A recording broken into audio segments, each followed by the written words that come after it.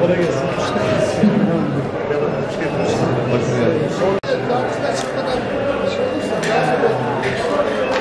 Biz de öyle düşünüyoruz. Bir zaman verebiliriz, sonra gelip bir şey içmek istiyoruz.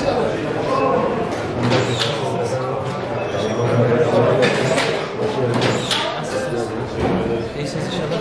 Tamam, teşekkür ederim.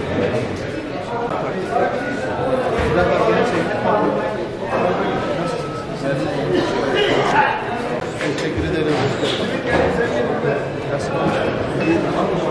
Böyle her sabah hareket yapıyorsunuz. Evet. Bize de engel olmak istemiyoruz. İyisiniz. Sağ olun. Nasılsınız? Hoş geldiniz. Hamdolsun iyiyiz. Siz iyi olsanız. Allah razı olsun. Sabah hazırlık yapıyorsunuz.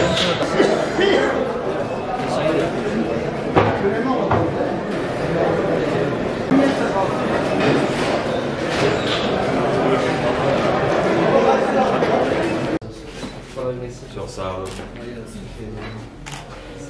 Kolay gelsin. Sağ olun. Aleykümselam. Hoş geldiniz. Kolay gelsin. Nasıl bir şey? Vallahi çalışıyoruz ya. Allah yardımcınız olsun. Allah razı olsun. Kolay gelsin.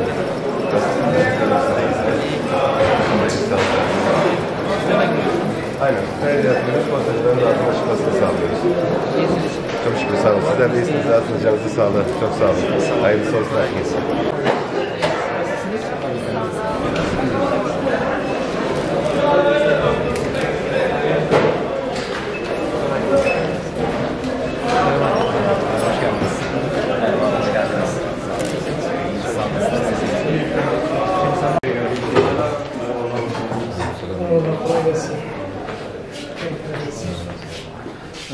İstekleriniz, dilekleriniz olursa Sayın Vekilim iletebilirsiniz arkadaşlar.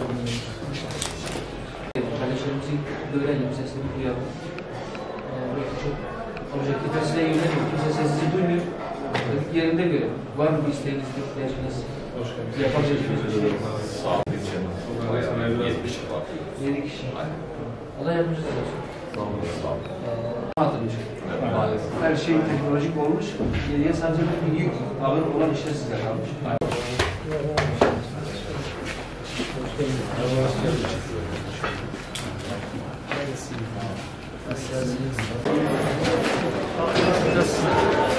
Anladın oraya gittin.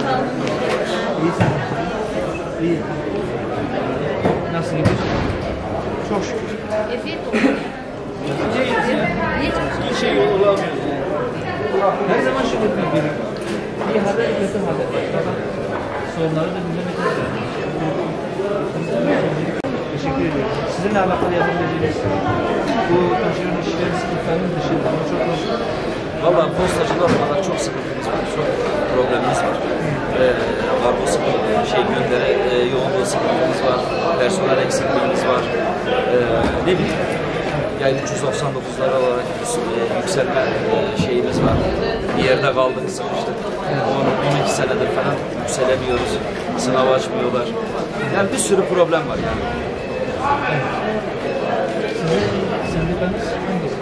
Teşekkür ederim. İşinize engel olmak istemiyoruz. Sadece dedim bir soralım, ayaktan geçelim. Ayağınıza sağlık. Biz işinize engel olmak için gelmedik. Sadece soralım. Bir eksiğimiz, yapabileceğimiz bir şey varsa her zaman katılırız. İnşallah başa geldiniz. İnşallah. Peki, hadi kolay gelsin. Biz sınavla girdik. İHASL arkadaşlar var. Bunda idari sözleşmeler. Bir de taşeron arkadaşlarımız var. Hepimiz aynı işi yapıyoruz. Hatta taşeron arkadaşlar bizden daha fazla çalışıyor. Maaş arasında bir adaletsizlik var. Yani bunu biz 650 tabiiz. Onlar taşeron. Denizliyor. Bir de İHASL arkadaşlar var. Yani bunu evet. Ankara'ya gidersen maaş adalet. Ama biz de aynı işlemi yapıyoruz, aynı işi yapıyoruz. Beşin aynı üsttekiler aynı şeye bakmıyor, aynı özveriyle bakmıyor, aynı sevmiyorlar işin açıkçası. Böyle, şimdi Türkiye'de belli başlı sorunlardan bir tanesi taşeronluk meselesi, eşit ücret verilememesi. O da ciddi bir Yani haksız. Artık de mesela bize yükselme yok. Hayır başkanım bu konuda çok yükselme. 15 yıldır çalışıyorum. 15 yıldır başka bir yerde tanıyan varsa İki gözünü sürüyorsun. Allah Allah. Bize gelen her şeyi yapacak. İnşallah. Peki. Hadi Allah'a emanet. Nasılsınız?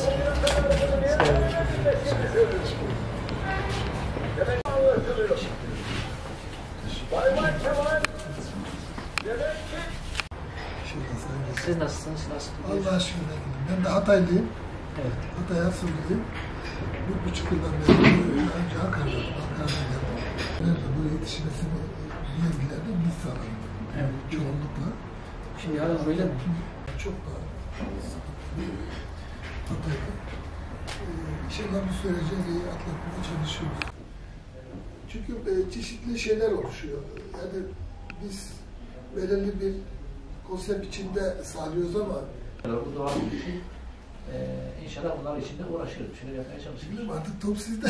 Evet. Biz genel bazda tabii biz de çalışanlarımızın hem fiziki hem de ruhsal olarak işine adapte olması için hakları neyse almasından yanayım. İzinde mi personel? Yani personelimiz şöyle, bizim normumuza göre personelimizin şeyde bir eksilme var. İşte bu iş çok şeyden gitti.